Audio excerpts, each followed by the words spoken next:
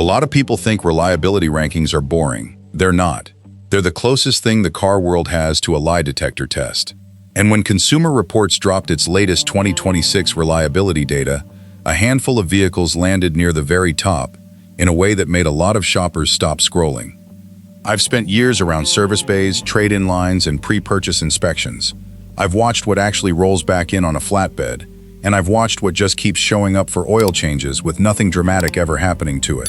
When a data set built from real owner survey responses lines up with what I've seen with my own hands, I pay attention.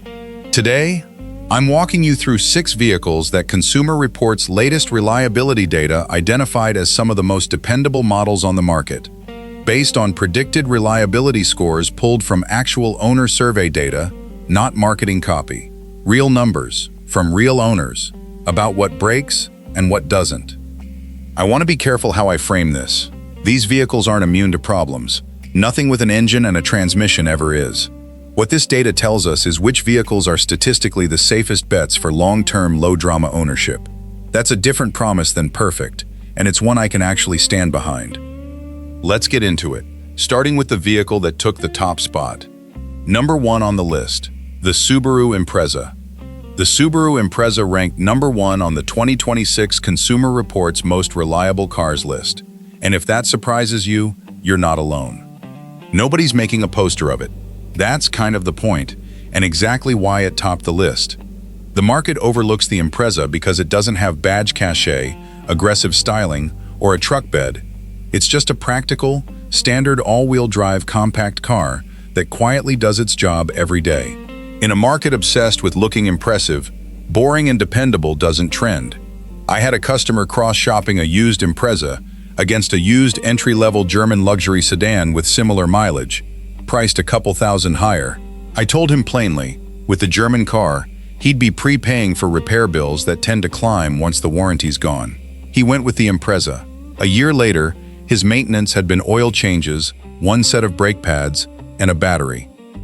Mechanically, standard symmetrical AWD is baked into the platform from the ground up, rather than bolted on as an afterthought, which tends to mean fewer weak points. The naturally aspirated boxer engine isn't chasing turbo horsepower, which typically means less heat and stress over time. Compared to a Civic or Corolla, both excellent, the Impreza's real differentiator is standard AWD, in a class where most competitors make you pay extra or go without. In many US markets, a clean used Impreza, with reasonable mileage, often prices below comparable AWD-equipped compacts, though this varies by trim, region, and history. Quick inspection checklist.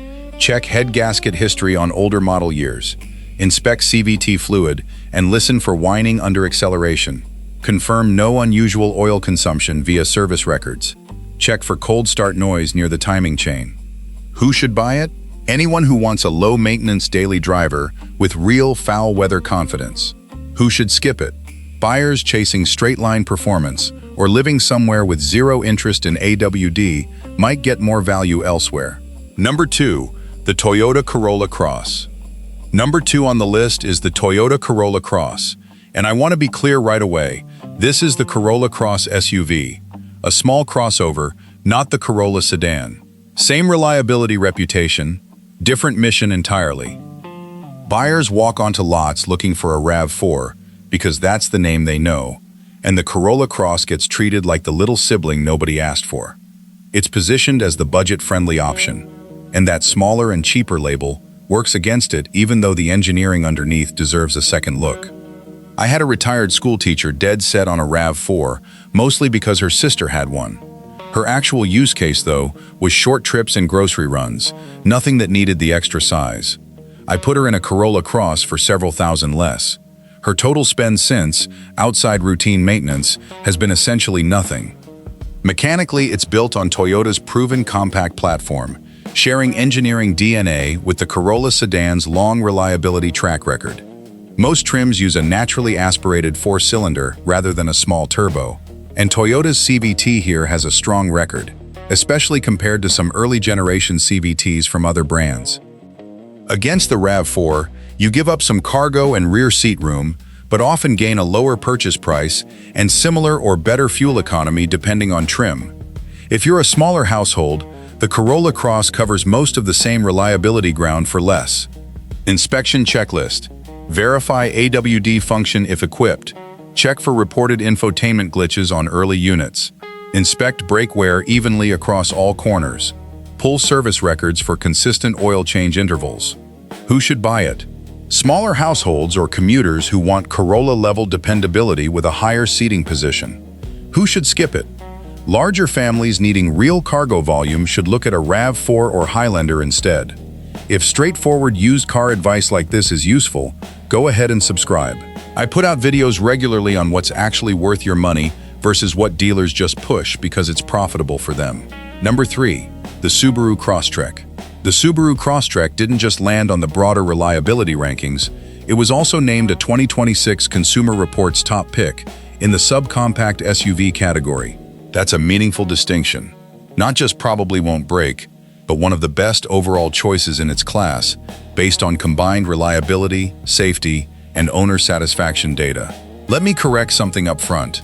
The Crosstrek is not a hardcore off-roader. It's not competing with a Bronco on a rock crawl. What it actually does well is being a practical, everyday crossover with genuine confidence in snow, rain, and gravel, which covers the actual driving conditions most owners face.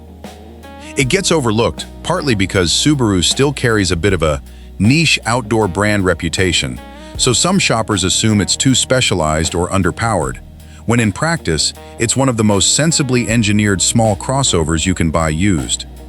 I think of a young family, first winter after moving from a warmer climate, nervous about snow, and looking at a CR-V, mostly because it's the name everyone recommends. A back-to-back test drive on a slick loop sold them on the Crosstrek's standard AWD instead. A couple winters in, zero unexpected issues. Mechanically, it shares that same naturally aspirated boxer philosophy and standard AWD across the lineup. No upgrade paywall required. Ground clearance is genuinely higher than most segment competitors. The CVT has matured well in recent years, though I'd still check fluid condition on any used example. Compared to a CR-V or RAV4, the Crosstrek sacrifices some cargo room and outright power in exchange for standard AWD without trim-level games, plus a real ground clearance edge for winter or rural driving. Pricing in many markets is competitive with, sometimes below, similarly aged CR-Vs and RAV4s, depending on trim and demand. Inspection checklist. Check CVT fluid and listen for hesitation under acceleration. Check for head gasket history on older years. Verify AWD engagement with a shop that can properly test it. Check for cold start timing chain noise. Who should buy it? Anyone in a snowy or rural area wanting genuine AWD confidence without stepping up to a larger SUV. Who should skip it? Buyers who regularly haul large cargo or need 3 rows should look at a midsize option instead. Number 4. The Toyota Crown. Here the list takes an interesting turn. Number 4 is the Toyota Crown, and this one deserves different framing than the others, because it isn't a budget pick, it's a refined one. I won't oversell the Crown as a secret bargain, because it isn't trying to be cheap. What the data suggests is Toyota-level dependability, wrapped in a genuinely more premium, comfortable package, proof that Toyota's reliability engineering scales up without falling apart. It gets overlooked more for name recognition than anything mechanical. The Crown nameplate is relatively new again in the US, so a lot of shoppers simply don't have it on their radar the way they do a Camry or Avalon. It sits in an identity gap, priced and equipped like it's competing with Lexus without actually wearing that badge.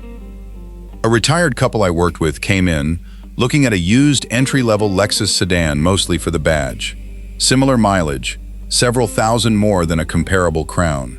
I put them in a Crown for comparison, and the ride comfort and cabin quiet held up just as well in their eyes. They bought the Crown and redirected the savings toward a proper pre-purchase inspection and a maintenance cushion, which is the right move regardless of which car you choose. Mechanically, the Crown benefits from Toyota's decades of hybrid powertrain refinement, which shows up as fewer of the early adopter battery and inverter issues newer to hybrid manufacturers have dealt with. Available all-wheel drive adds cold climate confidence without compromising the smooth, quiet ride that's the whole point of the car. Compared to entry-level Lexus models or a loaded Avalon, the Crown often matches the comfort tier, while typically pricing lower used, though trim, region, and condition all shift that. Inspection checklist. Request hybrid battery health documentation, or have it scanned. Check for infotainment quirks reported on early production years. Inspect suspension bushings given the added hybrid system weight. Confirm consistent service intervals in the records. Who should buy it? Buyers who want a calm, quiet, dependable ownership experience without full luxury brand pricing. Who should skip it? If prestige badge recognition or sportier dynamics matter to you, this isn't built for that mission. Number 5, the Toyota Corolla. Number 5 is the car that's been quietly proving boring but bulletproof for longer than most of us have had a license. The Toyota Corolla. Not the Cross, just the standard sedan that's been doing this job since before reliability rankings were a YouTube topic.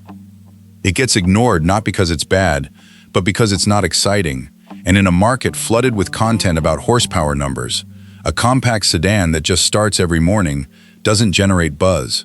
But buzz isn't what you're buying used. Low drama is. I had a guy just out of college wanting a used Civic Si because his roommate had one and it looked fun in the driveway. Fun car, no argument. But his budget was tight, and insurance on a performance trim would have eaten into it.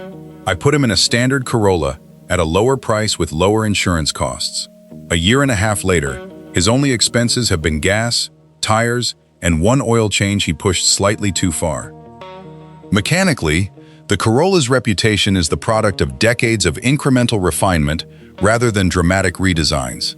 The naturally aspirated four-cylinder keeps things simple under the hood, and Toyota's CVT here has matured into one of the more dependable applications on the market. Parts availability is about as good as it gets given how common the car is.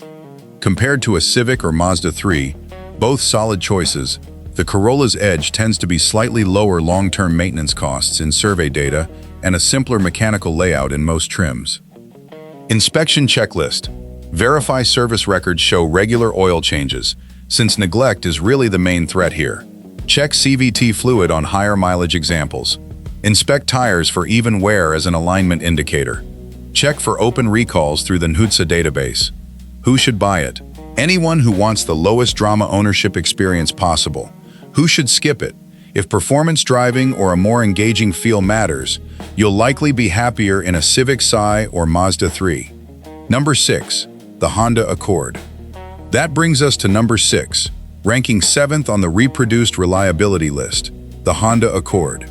In a market flooded with SUVs, a mid-size sedan landing this high in reliability data is worth talking about, because it proves the sedan hasn't lost its case, it's just lost some of its marketing budget. The Accord gets overlooked for a simple reason. Everyone's buying crossovers right now. That shift in buyer psychology has nothing to do with the Accord's actual dependability and everything to do with what's trendy. I worked with a couple dead set on a compact SUV purely because that's what everyone has now. Their actual use case was almost entirely highway commuting with no real cargo needs.